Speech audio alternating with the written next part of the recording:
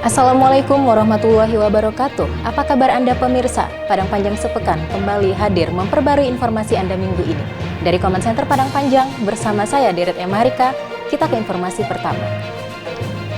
Menindaklanjuti adanya informasi 2 kasus konfirmasi di Kelurahan Guguk Malintang, Dinas Kominfo beserta Satgas COVID-19 dan Bidan Kelurahan langsung turun ke lokasi guna meninjau ketersediaan bahan makanan, obat-obatan, dan kondisi warga yang melakukan isolasi mandiri. Bersama Satuan Tugas atau Satgas dan Bidan Kelurahan, Dinas Kominfo lakukan pemantauan warga isolasi mandiri atau isoman di Kelurahan Guguk Malintang, Kecamatan Padang Panjang Timur pada Kamis 5 Agustus 2021. Kepala Dinas Kominfo Ampera Salim langsung turun ke lokasi warga isoman. Bersama Satgas dan Bidan Kelurahan melihat bagaimana kondisi dari kasus terkonfirmasi, mulai dari bagaimana ketersediaan bahan makanan, obat-obatan, dan kondisi dari tempat isoman. Untuk hari pertama isoman kasus terkonfirmasi, pihak Puskesmas melalui Bidan Kelurahan memberikan obat-obatan dan vitamin yang dibutuhkan pasien, dan kondisi pasien akan dipantau setiap harinya oleh Bidan Kelurahan. Untuk tracing kasus konfirmasi juga langsung dilakukan dan akan dilaksanakan tes swab 1 hari setelah pasien dinyatakan positif COVID-19. Kita dari tim Puskesmas sudah mengunjungi pasien atas nama Mimi yang hari ini terkonfirmasi positif. Jadi pada hari ini kita di Guguk Malintang ada 1 yang dinyatakan positif COVID, dan itu kita datangi, kita antarkan obat bersama Bidan Kelurahan, dan kita beri semangat supaya warga kita tetap optimis, sembuh, dan bisa beraktivitas lagi seperti semula. Ke berita lainnya, pemirsa, pindah tugas ke kantor Kementerian Agama Kabupaten Pasaman, Gusman Piliang yang sebelumnya menjabat Ketua Kantor Kementerian Agama Kota Padang Panjang, pamit kepada Wali Kota Padang Panjang Fadli Amran di Rumah Dinas Wali Kota, Kamis 5 Agustus 2021. Kepala Kantor atau Kakan Kementerian Agama atau Kemenak Kota Padang Panjang, Gusman Piliang, akan menduduki jabatan baru sebagai Kakan Kemenak Kabupaten Pasaman. Sebelum bertugas di tempat baru, Gusman menyempatkan pamit kepada Wali Kota Fadli Amran di Rumah Dinas Wako Padang Panjang pada Kamis 5 Juni 2021. Gusman mengatakan selama menjabat sebagai Kakan Kemenak Padang Panjang, dirinya merasakan kerjasama, koordinasi, dan bantuan maupun perhatian dari Pemko Padang Panjang sungguh sangat luar biasa. Sementara itu, Wako Fadli sangat bangga dan puas dengan kinerja dan pencapaian Gusman selama menjabat sebagai Kakan Kemenak Kota Padang Panjang. Sebagaimana diketahui, pada Rabu 4 Agustus, Sekjen Kemenak Nizar Ali melantik sejumlah Kemenak Sumatera Barat. Sebagai pengganti Gusman, dilantik Alizar Chan yang sebelumnya menjabat Kakan Kemenak Kabupaten Solok. Senin 9 Agustus 2021 berlangsung acara penandatanganan akta pembelian asrama putri di Kelurahan Kotokati, Kecamatan Padang Panjang Timur oleh Pondok Pesantren Muhammadiyah Kauman Kota Padang Panjang. Acara ini sekaligus penyerahan bantuan senilai 1 miliar rupiah oleh PT Paragon Technology and Innovation melalui Lazismu. Pondok Pesantren Muhammadiyah atau Pontrenmu Kauman Padang Panjang laksanakan penandatanganan akta pembelian asrama putri pada Senin 9 Agustus 2021. Acara ini sekaligus penyerahan bantuan PT Paragon Technology and Innovation melalui Lazismu Padang Panjang Muhammadiyah sebesar 1 miliar rupiah ke Pontrenmu. Gedung asrama yang berlokasi di Kelurahan Kotokati, Kecamatan Padang Panjang Timur tersebut sebelumnya disewa selama 2 tahun guna ditempati santri putri. Gedung seluas 2.640 meter persegi ini terdiri dari 2 lantai dan memiliki 14 ruangan. Gubernur Sumatera Barat, Mahyildi Ansarullah, yang hadir secara virtual menyampaikan apresiasi kepada kaum Muhammadiyah dengan tekad dan kemauan yang kuat membeli gedung asrama untuk santri putri. Sementara itu, Wali Kota Fadli Amran mengatakan, membangun pendidikan memang perlu pengorbanan dan insya Allah pemerintah kota akan memberikan bantuan kepada kauman sebesar 300 juta rupiah. Di sisi lain, Mudir MAKMM Derliana menyampaikan, akhirnya resmi memiliki kauman Muhammadiyah dengan total pembelian sebesar 5 miliar rupiah. Dana ini didapat dari bantuan PT Paragon Technology and Innovation sebesar 1 miliar rupiah, PT Hidayah 100 juta rupiah, Lazismu 10 juta rupiah, dan insya Allah dari Pemko Padang Panjang 300 juta rupiah. Hadir dalam acara tersebut PW Muhammadiyah Sumbar, PD Muhammadiyah Pabasko, Nur Hayati Subakat dari Wardah Foundation, pimpinan PT Hidayah Ali Usman Suib, perwakilan Lazismu, dan undangan lainnya, baik secara virtual maupun hadir langsung. Bantu realisasi dari pembelian gedung pondok pesantren terbaru ini, dan mudah-mudahan kita berharap gedung ini bisa menambah satu lagi landmark pendidikan di Kota Padang Panjang. Masih seputar pelaksanaan vaksinasi untuk pencegahan penyebaran virus COVID-19, Kantor Cabang Bank Nagari bekerja sama dengan Dinas Kesehatan Kota Padang Panjang memberikan sebanyak 140 vaksin COVID-19 dosis pertama kepada masyarakat Senin 9 Agustus 2021. Sebanyak 140 vaksin COVID-19 dosis pertama dibagikan kepada masyarakat pada kegiatan vaksinasi yang dilaksanakan di Kantor Cabang Bank Nagari bekerja sama dengan Dinas Kesehatan pada Senin 9 Agustus 2021. Kepala Cabang Bank Nagari Zul Henry menyampaikan, alokasi vaksin Sinovac tersebut diterima dari Kantor Otoritas Jasa Keuangan atau OJK Sumatera Barat yang diserahkan kepada Dinkes Kota Padang Panjang. Zul Henry berharap dengan terlaksananya vaksinasi tersebut dapat mendorong percepatan target vaksinasi di Kota Padang Panjang. Dengan vaksinasi, herd immunity akan dapat segera terwujud, ekonomi masyarakat bisa lebih terangkat. Sementara itu, Zuirna yang merupakan warga Kelurahan Tanah Hitam menyambut baik kegiatan vaksinasi tersebut dan ikut vaksin sebagai ikhtiar agar memiliki kekebalan tubuh. Resmi menjadi anggota Dewan Perwakilan Rakyat Daerah Kota Padang Panjang pengganti antar waktu sisa masa jabatan 2019-2024 di fraksi PAN, Yandrayani atau yang dikenal juga dengan Rian tanpa nama, dilantik dan diambil sumpahnya dalam rapat paripurna yang digelar 9 Agustus 2021. Yandrayani resmi menjadi anggota Dewan Perwakilan Rakyat Daerah atau DPRD Kota Padang Panjang, pengganti antar waktu atau PAW sisa masa jabatan 2019-2024. Pengucapan sumpah dilakukan dalam rapat paripurna yang digelar di ruang sidang DPRD pada Senin 9 Agustus 2021. Yandrayani yang populer dipanggil Haji Rian tanpa nama ini menjadi PAW dari fraksi Partai Amanat Nasional menggantikan Erizal yang meninggal dunia pada 9 Mei lalu. Ketua DPRD Kota Padang Panjang Mardiansyah yang memimpin rapat paripurna tersebut mengatakan pengucapan sumpah anggota DPRD PAW periode 2019-2024 merupakan bagian dari proses akhir demokrasi yang harus dilalui sesuai mekanisme peraturan perundang-undangan yang berlaku. Mardiansyah berharap anggota DPRD yang baru dilantik dapat menjadikan momentum tersebut sebagai langkah awal untuk waktu 3 tahun ke depan dalam pelaksanaan fungsi-fungsi kedewanan sebagai mitra dan sebagai unsur penyelenggara pemerintah daerah. Sementara itu, Wako Fadli berharap kegiatan kedewanan ke depan bisa semakin solid serta bisa memenuhi harapan dan keinginan dari segenap masyarakat Kota Padang Panjang. Acara ini turut dihadiri Gubernur Sumatera Barat yang diwakili Kepala Biro Pemerintahan dan Otonomi Daerah Iqbal Ramadi Payana, Wakil Wali Kota Asrul, Forkopimda, Sekdaku Soni Budaya Putra, Kepala OPD dan tamu undangan lainnya. Apresiasi kepada Bapak Yandrayani yang baru saja dilantik, mudah-mudahan bisa berkontribusi, memberikan dorongan dan support untuk kinerja keseluruhan DPRD dan juga pemerintahan Kota Padang Panjang, dan tentunya bermanfaat insya Allah nantinya bagi masyarakat Kota Padang Panjang. Selamat sekali lagi.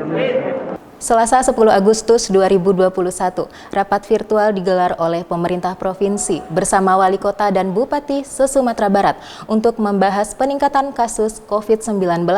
Berdasarkan instruksi Mendagri nomor 32 tahun 2021, Kota Padang Panjang masih terapkan PPKM level 3 hingga 23 Agustus 2021.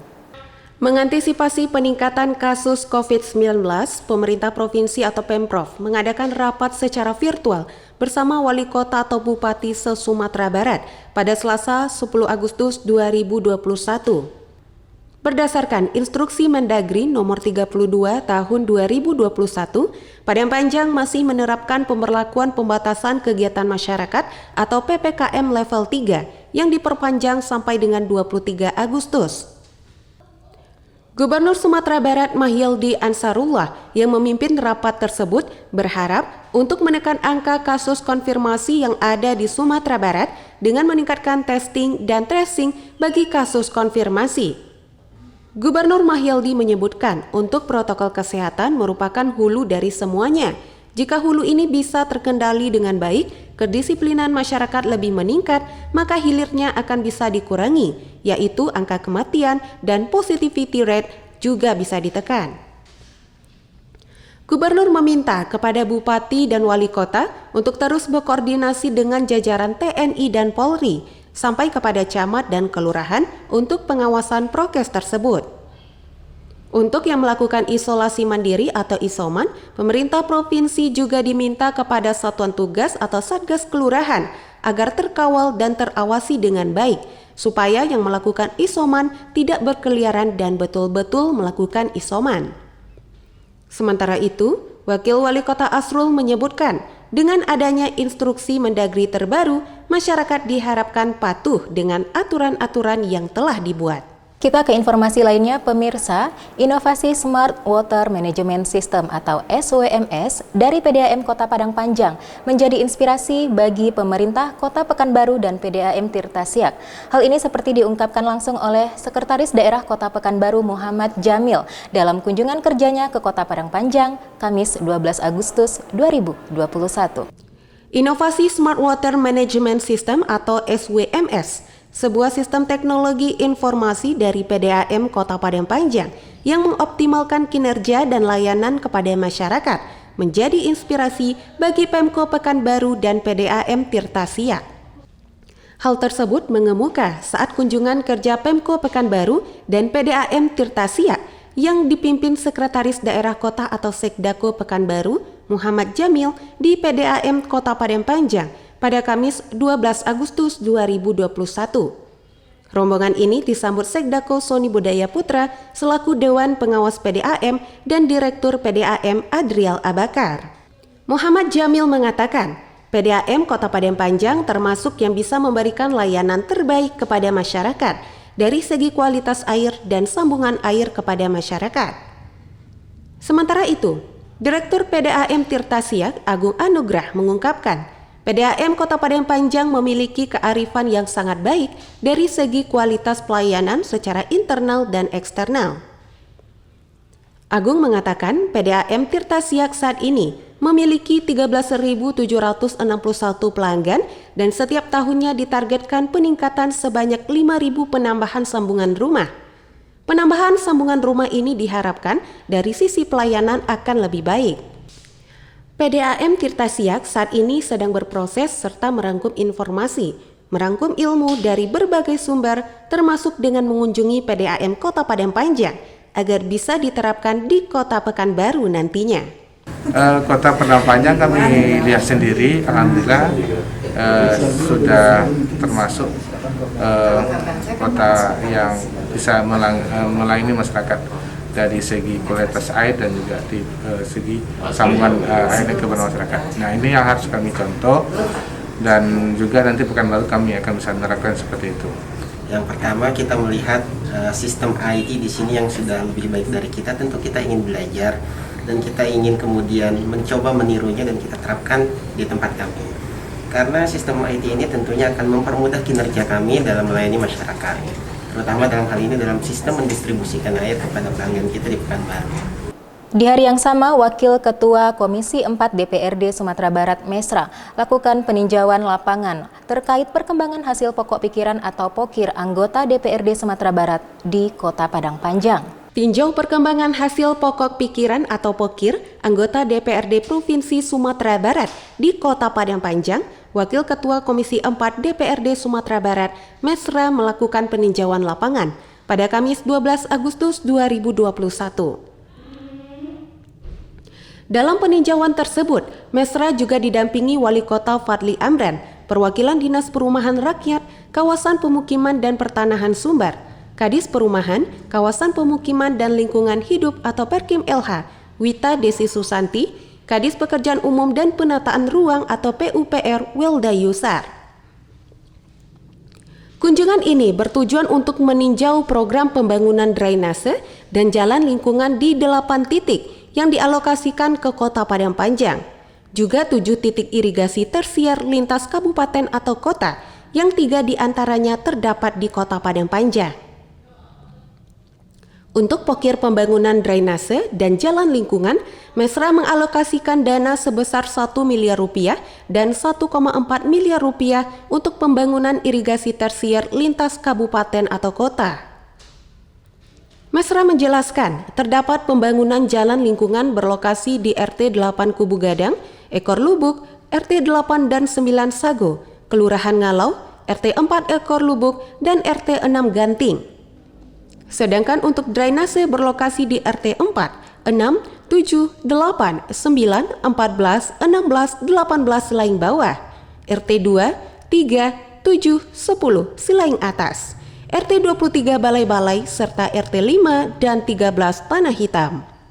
Sementara itu, Wako Fadli Amran mengucapkan terima kasih kepada Mesra dan pemerintah provinsi yang sudah mengalokasikan POKIR-nya ke Padang Panjang berupa pembangunan drainase, jalan lingkungan, dan juga irigasi. Ini tadi kegiatannya kita masukkan di Dinas Perkim berupa program dan kegiatan pembangunan drainase dan NCK. Kebetulan ada 8 titik kita alokasikan untuk daerah Kota Padang Panjang yang mana kita masukkan di dalam POKIR atas nama Ibu Mesra. Jadi ini karena pekerjaannya sudah hampir selesai, makanya kami tinjau melibatkan dari dinas terkait juga dengan Pak Wali Kota. Kita lihat tinjau ke lapangan, barangkali ada kelanjutan nanti yang bisa dianggarkan di anggaran Kota Padang Panjang karena ada sedikit finishingnya kurang, anggaran ketersediaan anggaran kita di provinsi agak kurang. Untuk kami berterima kasih kepada Bu Mesra dan juga dinas-dinas terkait dari Provinsi Sumatera Barat yang sudah mengalokasikan, baik tadi ada irigasi, ada tersier, dan juga ada jalan komplek tadi ya. Dan alhamdulillah tentu kita pun juga insya Allah akan melanjutkan. Tadi ada beberapa catatan, ada yang mungkin perlu kita lanjutkan sedikit. Insya Allah tadi sudah kita bahas, dan tentunya apresiasi tentang kegiatan-kegiatan ini. Mudah-mudahan di tahun-tahun kedepannya ada juga beberapa kegiatan yang akan disalurkan melalui Bu Mesra untuk Kota Padang Panjang. Tidak hanya itu pemirsa, bertempat di BBI Kota Padang Panjang, Mesra juga serahkan bantuan 9 unit alat mesin pertanian kepada 9 kelompok tani guna menunjang hasil budidaya tanaman padi di Kota Padang Panjang. Anggota DPRD Provinsi Sumatera Barat dari fraksi Gerindra, Mesra, menyerahkan sejumlah unit alat mesin pertanian atau Alsintan kepada 9 kelompok tani atau Keltan yang ada di Kota Padang Panjang pada Kamis 12 Agustus 2021 di Balai Benih Ikan atau BBI Kota Padang Panjang. Mesra mengatakan bantuan Alsintan berupa traktor roda 2 kepada 9 Keltan ini untuk menunjang kelancaran usaha budidaya tanaman padi yang bersumber dari POKIR-nya pada Dinas Perkebunan, Tanaman Pangan, dan Hortikultura Provinsi Sumatera Barat. Selain mesin hand tractor, juga ada bantuan berupa mesin potong rumput sebanyak 134 unit dan pompa air sebanyak 23 unit. Mesra menyatakan akan terus bersinergi untuk membantu masyarakat di Kota Padang Panjang, terutama di bidang pertanian. Sementara itu, Wali Kota Fadli Amran mewakili masyarakat Padang Panjang mengucapkan terima kasih kepada Mesra yang telah menyalurkan bantuan untuk petani di Kota Padang Panjang dan berharap kepada kelompok tani untuk dapat memanfaatkan sebaik mungkin serta juga diingatkan pemeliharaannya. Untuk saat ini 84 kelompok tani Kota Padang Panjang sudah bisa kita bantu sarana dan prasarana yang nanti akan mendukung operasional daripada kelompok tani yang ada di Kota Padang Panjang. Ya, pertama saya tentu berterima kasih kepada Ibu Mesra, perwakilan kita yang ada di DPRD Provinsi Sumatera Barat, yang di tengah-tengah masa pandemi ini saya meyakini petani-petani kita tentu ada kesulitan-kesulitan, tetapi tetap bantuan mengalir dari Provinsi Sumatera Barat. Jadi kami mengapresiasi dan mudah-mudahan petani-petani yang mendapatkan manfaat ini bisa memanfaatkan sebaik-baiknya, jangan lupa maintenance-nya dan juga tentu bagaimana kita berusaha untuk memitigasi dampak-dampak perekonomian kita. Demikian Padang Panjang Sepekan edisi kali ini. Semoga informasi yang kami sampaikan tadi bermanfaat untuk Anda. Pemirsa, tidak lupa kami selalu ingatkan Anda untuk menerapkan standar protokol kesehatan dimanapun Anda berada. Akhir kata, saya Deret Emma Harika beserta seluruh kru yang bertugas pamit. Wassalamualaikum warahmatullahi wabarakatuh.